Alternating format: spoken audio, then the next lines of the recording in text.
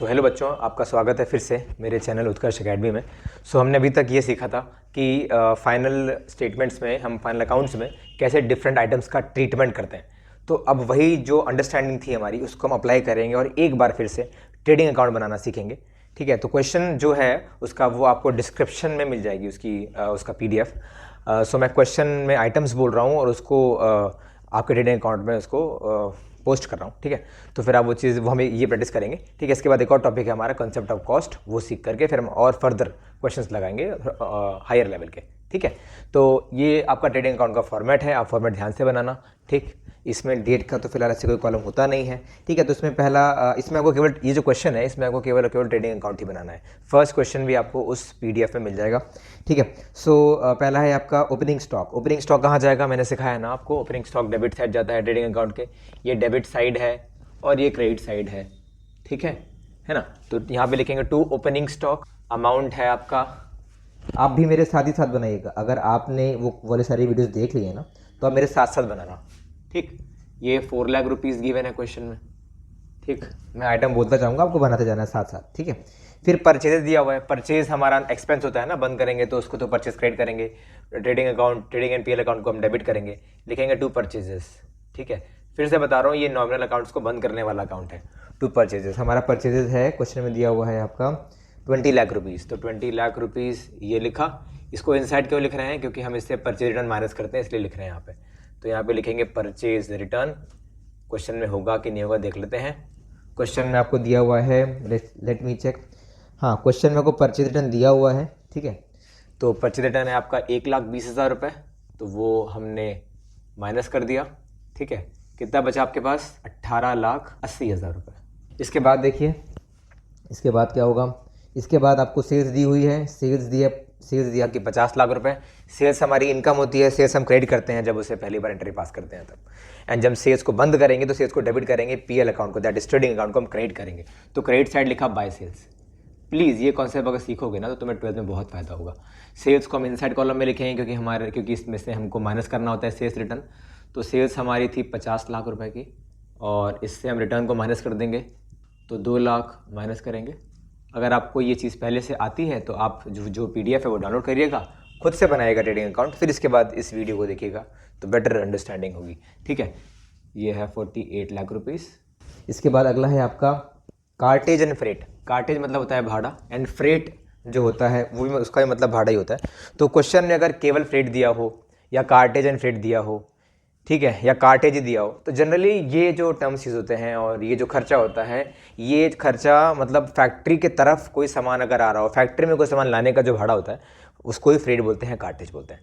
तो वो since factory में लाने का खर्चा है तो वो मैन्युफैक्चरिंग से रिलेटेड हो गया, तो इसलिए हम उसको कहाँ लेकर के जाएंगे, उसको हम ट्रेडिंग अकाउंट में लेके जाएंगे। लिखा है कार्टेज एंड फ्रेट, इसको हम ट्रेडिंग अकाउंट में लेकर के जाएंगे। 65,000 रुपीज़। इसके बाद है वेजेस। वेजेस हमारा डायरेक्ट एक्सपेंस होता है। अच्छा, वेजेस से भी एक और चीज़ें बता दूं, वेजेस से रिलेटेड आपको। वेजेस अगर क्वेश्चन में मेंशन होगा तो वो वेजेस हम किसको पे करते हैं, लेबर को पे करते हैं, और सैलरी हम एम्प्लॉय को पे करते हैं। तो वेजेस अगर मेंशन होगा तो कहाँ जाएगा, ट्रेडिंग अकाउंट में। और अगर वेजेस एंड सैलरीज मेंशन होगा तो भी ट्रेडिंग अकाउंट में जाएगा। अगर सैलरीज एंड वेजेस लिखा होगा तो वो PL अकाउंट में जाएगा। ठीक है, तो इस चीज़ को ज़रा ध्यान रखना तुम। ठीक, क्लियर, नहीं तो अदरवाइज तुम्हें परेशानी होगी इस चीज़ में। ठीक है, क्योंकि यहाँ पे जो क्वेश्चन में जो है ना वो ऐसे टर्म इंटरचेंज करके इस्तेमाल करते हैं, जैसे वेजेस सैलरी लिख दी, कभी सैलरी वेज लिख दिया। तो यहाँ पे केवल वेजेस मेंशनड है तो हम टू वेजेस लिखेंगे। ठीक, वेजेस आपका दिखा रहा है क्वेश्चन में 2 लाख रुपये। ठीक, देन इसके बाद फैक्ट्री लाइटिंग, फैक्ट्री की लाइटिंग के खर्चे। तो फैक्ट्री लाइटिंग हमारा मैन्युफैक्चरिंग से रिलेटेड है, तो वो भी ट्रेडिंग में जाएगा। याद रखो, ठीक है, हम एक्सपेंस को अलग करो। अलग करना मतलब सीख जाओ। जो हमारे मैन्युफैक्चरिंग से रिलेटेड चीज़ें हैं वो हमेशा ट्रेडिंग अकाउंट में ही जाएंगी। आ रहा है ना समझ में। ठीक, तो फैक्ट्री लाइटिंग 54,000 रुपीज़। ठीक, इसके बाद है आपका coal gas and water 11,000 rupees. ये भी यहीं पे जाएगा। कोल गैस वाटर तुम ऑफिस में तो इस्तेमाल नहीं करोगे, वो तो फैक्ट्री में ही करोगे ना भाई। 22,000 रुपीज़। ठीक, इसके बाद एक और आइटम मेंशन्ड है जिसका नाम है डॉक चार्जेस। डॉक चार्जेस भी ट्रेडिंग अकाउंट में जाता है, जो पोर्ट ये शिपिंग से रिलेटेड खर्चा है। ठीक है, और ये मैन्युफैक्चरिंग से रिलेटेड ही है। कोई सामान आपने अगर शिप करा है इस तरफ तो फैक्ट्री में ही आएगा पहले, तो उसका जो भाड़ा लग रहा है मंगाने का पैसा, दैट इज़ डॉक चार्जेस। तो 20,000 रुपीज़ का ये हो गया। ठीक, सो अगला आइटम है आपका कैरिएज आउटवर्ड। कैरिएज आउटवर्ड जो होता है हमारा खर्चा होता है ऑफ कोर्स, लेकिन हमने जो सामान बेचा है बाहर उसका जो खर्चा होता है उसको बोलते हैं कैरिएज आउटवर्ड। ठीक, तो हमने जो सामान बेचा है कैरिएज आउटवर्ड यहाँ तो नहीं जाएगा। ठीक, यहाँ तो नहीं जाएगा क्योंकि वो खर्चा आपका प्रॉफिट एंड लॉस अकाउंट में जाता है। कैरिएज इनवर्ड जो होता है वही ट्रेडिंग अकाउंट में जाता है। तो देखते हैं क्वेश्चन में अगर है कि नहीं carriage inward. Carriage inward question में दिया हुआ है 50,000 रुपये। ठीक है, तो 50,000 रुपये इसमें है। ये इसको लेकर के जाएंगे हम आपके इसमें ट्रेडिंग अकाउंट में 50,000 रुपये लिखेंगे टू कैरिएज इनवर्ड। समझना इस चीज़ को, ठीक है। आउटवर्ड होगा तो वो नहीं जाएगा। आउटवर्ड जो है सेल्स पे होता है, और वो मतलब मैंने आपको बताया था लास्ट वीडियो में शायद कि इसमें जो सेल्स से जो खर्चा होता है, मतलब हमने जो फैक्ट्री में जो सामान आ रहा है, ठीक है, उस पर जो भाड़ा लग रहा है वो ट्रेडिंग अकाउंट में जाएगा, और जो शोरूम से हमने कस्टमर को भेजा सामान वो होता है कैरिएज आउटवर्ड। तो वो जो है वो आपका प्रॉफिट एंड लॉस अकाउंट में जाता है। अगला है आपका फैक्ट्री रेंट। ठीक है, फैक्ट्री रेंट दिया हुआ है क्वेश्चन में। Factory rent is 4,40,000 rupees. तो पहले कैरिएज आउटवर्ड भर लेते हैं। कैरिएज आउटवर्ड आपका है 50,000 रुपीज़। इसके बाद आपका है to factory rent. Factory rent भी हमारा खर्चा है। एक्सपेंस याद रखना, मैंने आपको पहले बताया था कि हम एक्सपेंस और इनकम की लिस्ट बना रहे हैं, तो ये सारे एक्सपेंसेस देखो यहाँ पे लिख रहे हैं ना। फैक्ट्री रेंट हमारा कितना दिया हुआ है? फैक्ट्री रेंट हमारा 4,40,000 रुपये, तो वो हमने इसको नोट कर लिया। ठीक, इसके बाद अगला दिया हुआ ऑफिस का रेंट। ऑफिस का रेंट हमारा डायरेक्ट एक्सपेंस नहीं है, वो एक इनडायरेक्ट एक्सपेंस है, तो उसको भी हम नहीं लेकर के जाएंगे, इग्नोर कर देंगे इसको। ठीक है, जैसे हमने कैरिएज आउटवर्ड को इग्नोर कर दिया।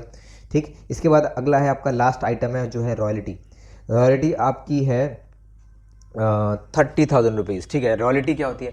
रॉयल्टी अगर क्वेश्चन में आपको ऐसा एक्सपेंस दिखा रहा है, इसका मतलब ये है कि आपने किसी को रॉयल्टी पे की है, उसका मतलब उसका कोई पेटेंट या मतलब आपने उसका कुछ जो राइट है एसेट इस्तेमाल करने के लिए आपने रॉयल्टी पे करी है। ठीक है, तो हमने ओनर को पे करी है, ये भी एक डायरेक्ट एक्सपेंस होता है। ठीक है, ये इंडायरेक्ट नहीं है। तो क्योंकि वो आप अगर किसी को अगर कोई मनी पे कर रहे हो तो कोई किसी चीज़ को क्रिएट करने के लिए तो रॉयल्टी पे करते हैं, है ना। किसी का राइट्स अगर इस्तेमाल कर रहे हैं तो कोई चीज़ बना रहे होंगे तो ही तो उसका राइट यूज़ कर रहे हैं हम, तो वो इसीलिए वो मैन्युफैक्चरिंग का खर्चा हो गया। दैट इज़ द रीज़न कि वो ट्रेडिंग अकाउंट में जाता है, पीएल अकाउंट में नहीं। ठीक है, तो रॉयल्टी भी तुम यहीं लेकर के जाओगे। देखो, कुछ हमने जो बहुत बेसिक आइटम्स थे वो पुराने वीडियो में सीख लिए थे, और जो आइटम्स बच जाएंगे वो हम क्वेश्चंस में लगाते लगाते समझ जाएंगे। ठीक है, इसीलिए वो वीडियो बहुत बड़ी नहीं थी, बहुत सारे आइटम उसमें नहीं लिए हुए थे, यही उसका रीज़न था। ठीक है, तो ये तुम्हारे रॉयल्टी कितनी दी हुई है? Royalty is 30,000 rupees. आपको ये जो क्वेश्चन है, इस क्वेश्चन के बाहर लास्ट में क्लोजिंग स्टॉक दिया हुआ है जो कि वैल्यू हुआ 7 लाख पे। तो क्लोजिंग स्टॉक को हम यहाँ लिखते हैं। क्लोजिंग स्टॉक का आपको कॉन्सेप्ट पता होगा, मैंने पढ़ाया था आपको लास्ट वीडियो में ना। क्लोजिंग स्टॉक ये कब इंट्रोड्यूस होता है? देखो अभी इंट्रोड्यूस हुआ, इसको फिर हम वेलकम कर लिया, बैठाएंगे ना, कहाँ बैठाएंगे? बैलेंस शीट में बैठाएंगे, आपको ये भी याद होगा। तो अब हम इसको फाइनलाइज करेंगे, अपना ग्रॉस प्रॉफिट निकालेंगे। So this is 48 lakh plus 7 lakh, you got 55 lakh rupees. कितना हो रहा है? 28 लाख रुपीज़। तो ये हो गया, 10,000 जोड़ लेते हैं, 35, 3,50,000। प्लीज़ एक बार क्रॉस चेक कर लेना आप लोग। 11,000 रुपये ये हो जाएगा, तो आपका बन रहा है 31,61,000 रुपीज़। ठीक है, इट इज़ करेक्ट।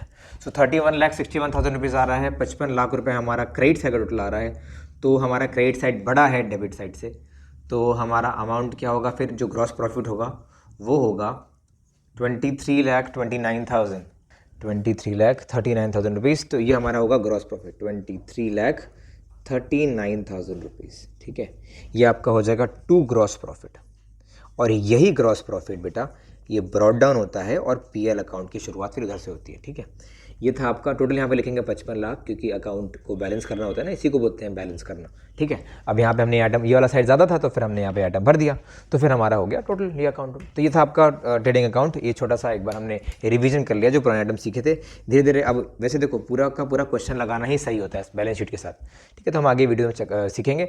अब इसके बाद अगला वीडियो जिसमें हम आपको सिखाएंगे कि कंसेप्ट ऑफ कॉस्ट क्या होता है। तो अगर ये वीडियो को पसंद आया हो तो फिर आप प्लीज़ इसको लाइक, शेयर एंड सब्सक्राइब कीजिएगा। Thank you very much, good night.